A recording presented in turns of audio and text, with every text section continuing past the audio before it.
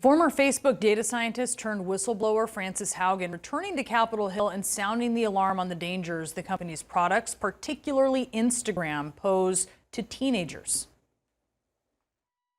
Facebook's internal research states that not only is Instagram dangerous for teenagers, it's actually substantially more dangerous than other social media platforms because TikTok is about performance and doing things with your friends. Snapchat is largely about augmented reality and faces, but Instagram is about bodies and social comparison.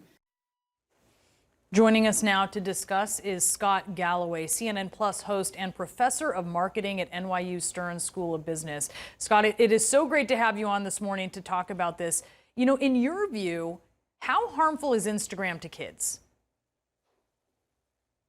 Well, as a parent, and I don't think I think a lot of parents would agree with me on this. I would rather give my 14-year-old son a bottle of Jack Daniels and marijuana than an Instagram and a Snap account. I mean, imagine, Brianna, imagine at 15, and a lot of us making these decisions don't have personal experience with this because these platforms weren't around as we were in our formative years. But imagine having your full self or being presented with your full self 24/7. And then imagine a platform that is very visual, that is basically kind of dominated by young women or girls, really, who put up an image of themselves and then wait for comments from their peer group or total strangers. I mean, the basic premise is a little weird and uncomfortable. So I think this has been, and there's been a lot of evidence now that shows that self-harm and teen suicide has exploded, especially among girls, since social hit mobile in around 2012 when Facebook acquired Instagram. I think this is a huge problem. How do you worry that this changes the path of this generation, including girls?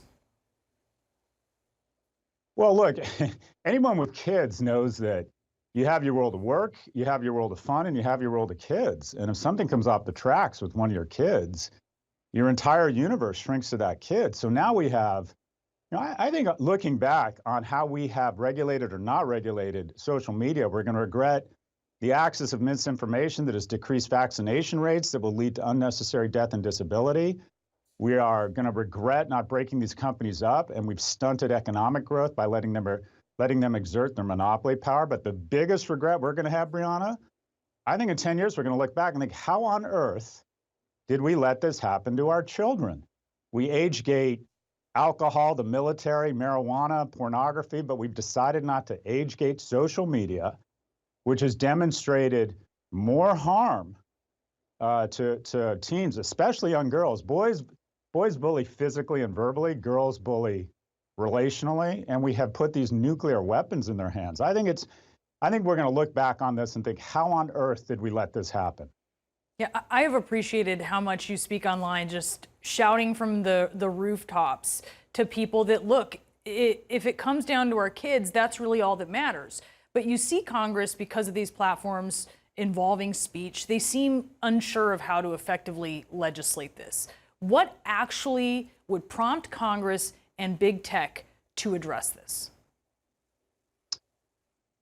In a word, mothers. In the 80s, the alcohol lobby was very powerful and resisted any attempt to raise the legal drinking age. And they put so much pressure on Congress because so many of their kids were dying in drunk driving accidents that the federal government found a creative way to inspire the alcohol lobby to check back, and that is they withheld federal funds for highways. I'd like to see something the equivalent of MAMS, and that is Mothers Against Mark and Cheryl.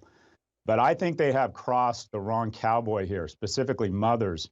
And if you've been in a household where a child is suffering from an eating disorder and you're finding that your 15-year-old who is 5'10", 100 pounds is being suggested extreme dieting sites, that is, the algorithms have decided to suggest these sites to your daughter, I think you've crossed the wrong person. This takes it into an entirely different level. And I think parents, I'd like to think, are going to put pressure on our elected officials to figure this out. Listen to Ms. Haugen, who has put on a master class in how to be effective versus right. I appreciate your words, your kind words about me, but a lot of me and my colleagues have, quite frankly, just not been that effective. We've had a ton of these hearings and nothing has happened. This should be the part of the program where we move to actual legislation and impact where we begin to protect our young girls and our young boys.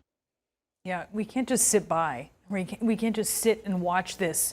It's a horror show, really, I think, unraveling in real time before us. And Scott Galloway, I really appreciate you joining us to talk about it. Thanks, Brianna. And I will say, welcome to CNN. I have gotten stuck in an algorithm, clearly, of your videos online. It's one I didn't mind getting stuck on. I'm better for it. And so we are very happy to have you. Brianna, go on. Thank you. Nice to be All with you. right.